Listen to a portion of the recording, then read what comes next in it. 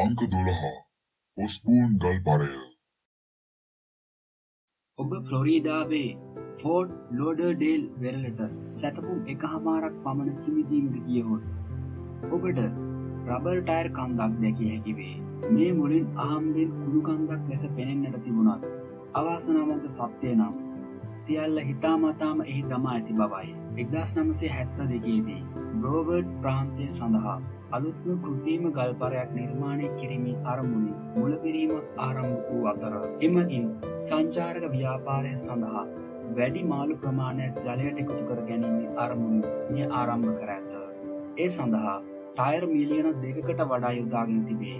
මෙම අදහස ලොව පුරා සාර්ථක සමාන ව්‍යාපෘති මත පදනම් වූව අවම වශයෙන් 900කවත් වාහනේ කපන ලද ටයර් අක්කර 36ක ප්‍රදේශයක් හරහා අඩි 65ක් දක්වා ගැඹුරට හෙළීමට කටයුතු සිදුවීමත් සමග මෙම ව්‍යාපෘතිය අවසන් විය.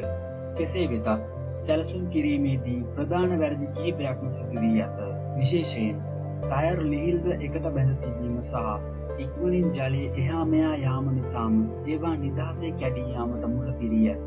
මෙනිසා මේ රැඳී සිටි කුඩා ජීවීන් විශාල ප්‍රමාණයක් විනාශ වුණු අතර අනාගත කුරල් සෑදීමට වළක්වාලී තත්ත්වය තවත් නරක අතට හැරමින් විවිධ කුණාටු ඒවා ඉතා සැරින් සැරේ ඔසවා අසල ඇති ගල් පර මතට දැමූ අතර එමගින් ඒවාටද හානි සිදු විය. එයින් අදහස් කරන්නේ එය අසාර්ථක වීමක් පමණක් නොව පාරිසරික ව්‍යසනයක්ද වූ බවයි. ටයර් බොහෝ විට අසල වෙරළ පීරයන්හි ගසාගෙන ගොස් තිබී ඇති අතර 2001 සිට නාවික හමුදා විසින් ඒවා ඉවත් කිරීමට උත්සාහ දරා ඇත.